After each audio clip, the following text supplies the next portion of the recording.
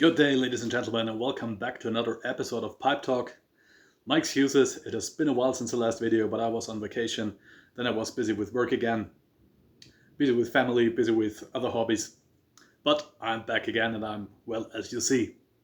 Yeah, recently there's been a lot of controversy going on in the US ytpc, as a gentleman made a video about a defective pipe, and he wasn't satisfied with the customer service. All this caused a huge shitstorm, and I don't want to go further into this, as I don't want to fan the flames again. After all, I think a lot of people overreacted in that matter. But anyhow, I thought it's a good idea to make a video about defective pipes I encountered and my experiences with customer service in general. So one of the complaints the gentleman had was that the pipe was leaking moisture, liquids, tars through the briar. And from what I know, this is a rare effect. You know, I have quite a few pipes, and so far it only happened to one pipe. But even if it's rare, it does happen indeed. And a friend of mine has a pipe he can't smoke anymore because he has all the gunk on his fingers, as so much is leaking out. And I guess it's a combination of two porous briar, which you can't know beforehand, as far as I know, as a pipe maker, and maybe some construction issue, or that the porous part of the briar was at the point where there's a lot of liquid condensation going on inside the pipe. Tough luck, in my opinion. It happened to me only to one pipe. This is this one here. It's a Big Ben vintage model made in Holland. A filterless pipe. They claim they make this from old pipe stammels they still had left in the factory. They fit a new acrylic stem, which is a good idea in my opinion, as I'm really tired of the oxidation going on with ebonite stems. It has the B for Big Ben stamped on it, a metal condensator, metal stinger inside, and this is one of the rare pipes where every tobacco just tastes a tad bit better than usual. The pipe is completely natural, unstained. It also does color quite a bit. Surprisingly, it stays bright on this side and just colors on that side. But anyhow, I was smoking a McBaren Navy flake. This flake comes in thick, heavy slices, and it is really moist.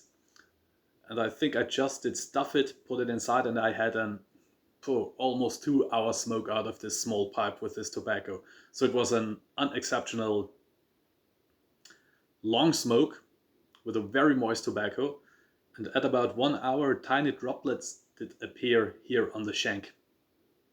And I think briar is such popular wood for pipe making, not only because of its heat resistance, but also it is very porous and can take a lot of moisture. And sometimes in a few stammels the wood is probably too porous so that it starts leaking out. I don't know why this effect occurs, but for that pipe I didn't bother about it, as it just happened once, and with a unusually long smoke and unusually moist tobacco. So I didn't give a second thought about it. Yeah, another pipe that should belong to the bin was this one here, a Butz Calabash model. I bought it at a local store, and I think it was the last delivery of Butz pipes before they closed down the factory. And I think they didn't bother too much with quality control at that point, as they probably knew they're gonna close down the facility, or they had already closed down and just sent out the last couple of pipes. And it wasn't a cheap pipe either. Acrylic stem, 9mm filter, leg roughly sandblasted briar, and both this ring and this ring here are plastic. So I bought this pipe and I really wanted to have this one. Went home, filled it, wanted to light it, and there was no airflow through it, because either the airway wasn't properly drilled or the break-in paste did cover up the air hole. So it was already too late to go back to the store where I bought it. The weekend was ahead, and I thought, man, I don't care. I took a long nail and hammered it through and opened up the draft hole by force, which worked fine. And after a few smokes, the plastic ring just fell off, and it was glued onto the top of this so poorly. I thought again, okay, I glue it back on, and as it happened, some of the glue I used did drip on the briar and it immediately sucked out the coloration. I fixed it and the pipe is smokable again, but to be honest, I should have returned it, and things like that shouldn't happen, especially in the price range this pipe was, and it wasn't in the basket price range, I can tell you that. But I worked on it, so I couldn't do that. Tough luck, I guess. Another example for customer service, or rather non-existent customer service, is this one here. A Dr.Grabow Omega pipe, rusticated, out of current production, a few years old. A friend of mine got me this from the USA. Many thanks for it. It came in the original blister packaging. And when I unpacked that pipe, I wasn't able to remove the stem. And I didn't want to damage the pipe, and I wasn't sure if it is maybe screwed in. So I did write a letter, an email to Dr. Grabow, and it didn't even bother to write a response. I figured it out on my own, just put it in the freezer, and after a while it came out nicely.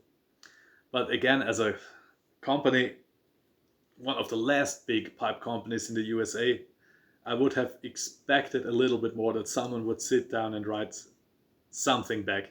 I heard from other pipe smokers also they had very bad experiences with Dr. Grabow. On the other hand, a few people seem to love them and everything seems to work fine. So I'm not sure what's the deal. They also use a very cheap material here for the stem. So this will, if you're not careful, this will get chewed through very quickly. Also, it should be a 6mm drilling, but it doesn't hold most of the 6mm filters. They just fall through into the shank. If I want to smoke it with a filter, I use some Savinelli Balsa filters. Sometimes they are cut a bit larger and they do fit in and hold in most of the time. Also, there are lots of fills in the briar, but I honestly don't mind that this is a cheap pipe, and I really wanted to have a Dr. Grabow pipe. I have several by now, as they are pretty rare over here where I live, so they are very nice collector's pieces. And I still like to smoke this pipe. So no issue here, except that I would have wished for an email.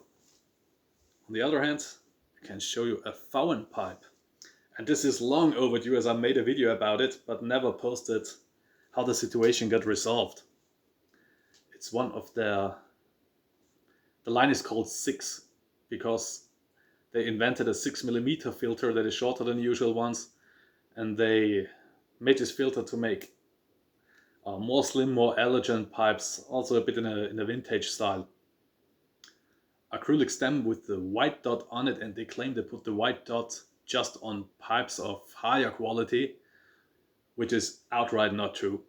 I have seen white spot pipes by Vauen that had several fills and were clearly messed up. Anyhow, I very much like this pipe. Smoked it quite often in the first few days, as always when you got a new pipe. And when I wanted to remove the stem, it made a clicking noise and the whole shank broke off right here. Yeah, the mouthpiece was sitting very, very tight, so I had to apply quite some force. And I took the pipe, screwed it off, and then it came off. First I thought maybe this is my fault, because I had to apply so much force. But then I noticed that the drilling through it was offset, and thus creating a very thin part on the side of the shank. And also there was a hairline crack going on, and this was visible because the black coloration did leak into the briar at this point. So I contacted Vauen. They said they can't tell. I shall send them the pipe and they will make a decision. I did pack this pipe, send it to them on my expense, and they said, yeah, it's their fault. And I say it's 80% their fault because of a too tight stem, offset drilling, a hairline crack that they didn't see, and maybe I applied too much force or did I hold it correctly. But yeah, they sent a replacement, and the new pipe I got has a way better sandblasting than the original pipe. They also did pack some pipe cleaners and some filters into the package. So I just had to pay for the postage to send it to them. I didn't have a bill either, but I could tell them where I bought them. So thanks to Vauen, this is customer service I would like to see. Admit the fault, replace it, and I think both of us were happy. Vauen probably was not too happy to replace a pipe. But yeah, another example of a Vauen pipe is this one, the Enzian. Large pipe in the style of a Gesteckpfeife. And I like it when they do old styles with new materials and such, where you don't have to take care as you would with a really old pipe. So acrylic stem.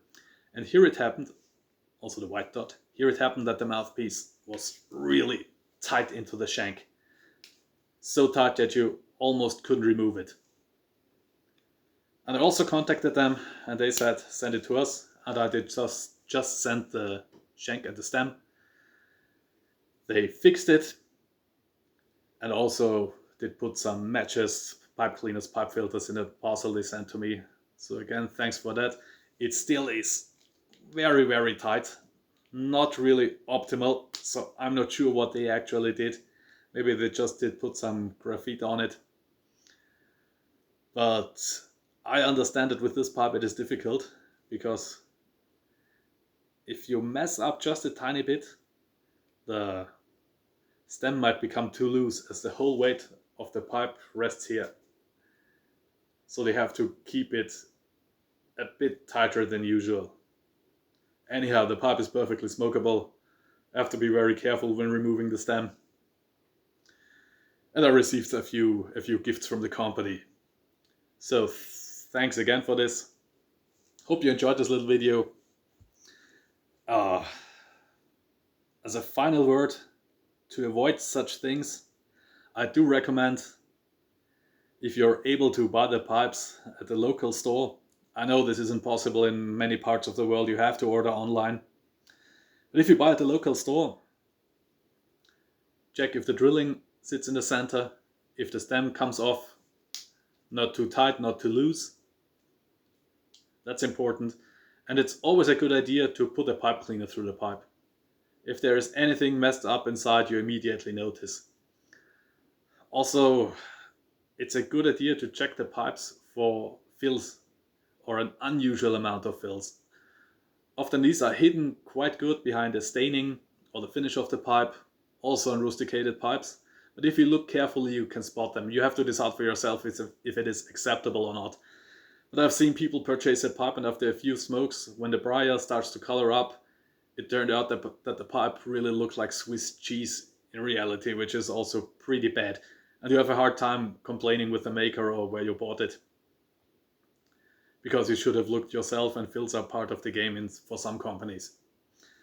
Yeah, thanks for watching. Hope you enjoyed this little video. See you again next time. Cheers, pipe on.